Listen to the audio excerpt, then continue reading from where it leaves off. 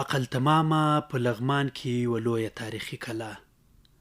عقل تمامه کلا چې په تاریخ ځانګړی نوم لري، دغه کلا د لغمان مرکز اړوند د سمسور الینګار پر مسیر د الینګار سیند سر ته او د عمومي سړک لاندې په بدیع الاباد سیمه کې موقعیت لري.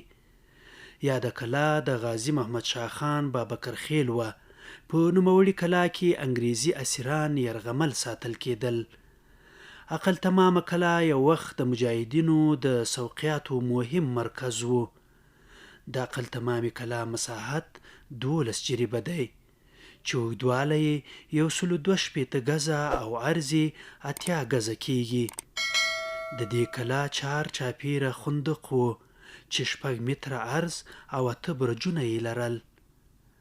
دغه لویه تاریخي کلا د جنګونو، ورښتونو، د کلیوالو او حکومتي بېباکیو له امله اوس په کنډواله بدله شوې ده. د افغان انګلیس د لومړۍ جګړې زړور سپاهي غازي محمد شاه خان بابکر خیل په عقل تمامه کلا کې په لسګونو انګریزي اسیران ساتلي وو.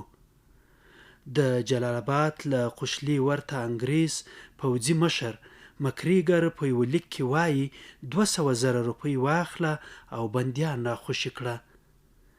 نومیالی غازي بابکر خیل جواب کې وایي ستا لیک مې خوښ شو، خو زما ملګریا تاسو باید پوه شئ چې خیانت نه زموږ په دین کې روا دی او نه ستاسو په دین کې. د غازي محمد شاه خان بابکر خیل مسی استاد اورنګزیب ارشاد وایي دا کلا یو وخت له افغاني غرور، برم او عظمت ډکه وه چې تر اوسه یې هم دې سیمې ته تاریخي ارزښت بښلی دی. دی زیاتوي د دې کلا په جوړولو کې ډیره خواري شوې وه.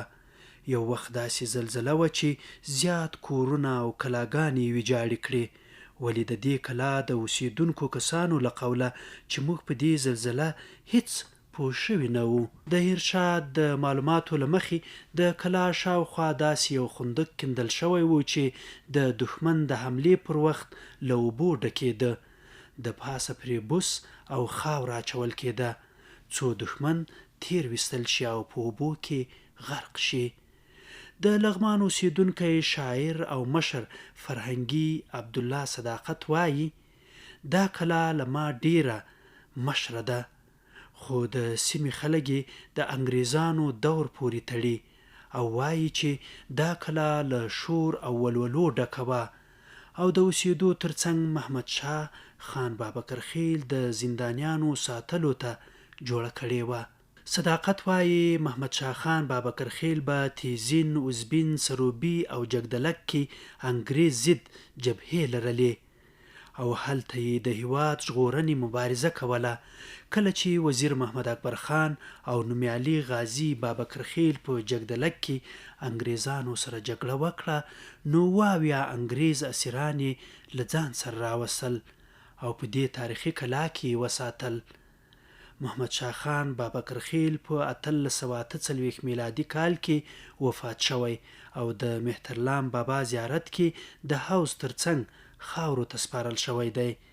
د الیشنګ په دره کې د عقل تمامي او یوې بلې تاریخي کلا نومونه له غازي محمد شاه خان بابکر خیل سره تړلي او دواړه کلاګانې تر اوسه د محمد شاه خان بابکر خیل په کلاګانو مشهورې دي.